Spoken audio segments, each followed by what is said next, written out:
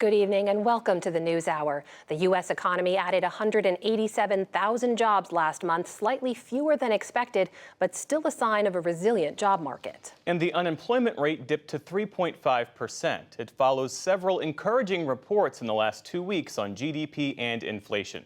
To break it down, we're now joined by NewsHour special correspondent and Washington Post columnist Catherine Rampell. Thank you for being with us. Great to join you. So, Catherine, what are the key takeaways from this report? What stands out the most to you? I think this was a solid report. It was a slower pace of growth, but a more sustainable pace of growth.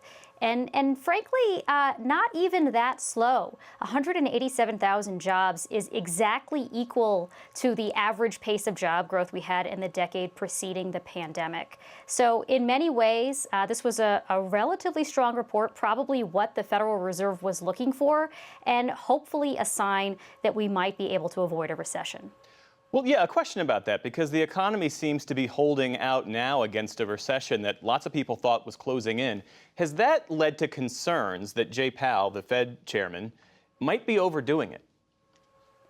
Certainly some people think he is. If you look at where the Fed says rates are going to go, they have anticipated just one more interest rate hike this year. Markets don't yet seem to believe them. They don't seem to think that that will actually come.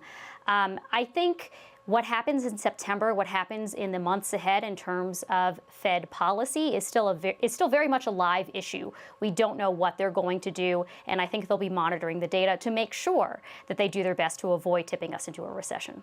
Looking at the data, women's labor force participation rates are at an all-time high. What do you make of that? I think it's remarkable. Viewers may remember that a couple of years ago, 3 years ago, in fact, there were lots of articles, lots of coverage about a she session.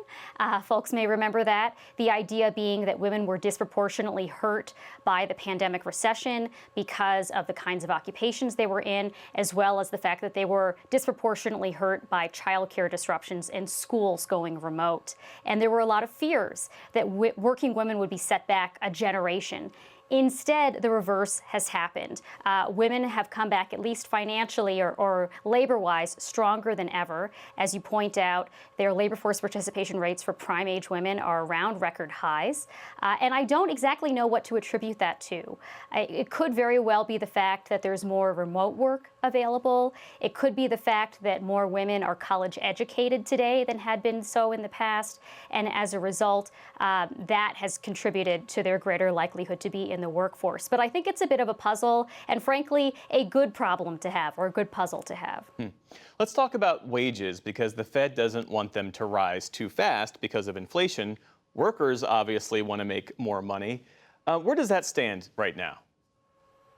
The numbers for wage growth were a little bit stronger, I think, than the Fed might want to see.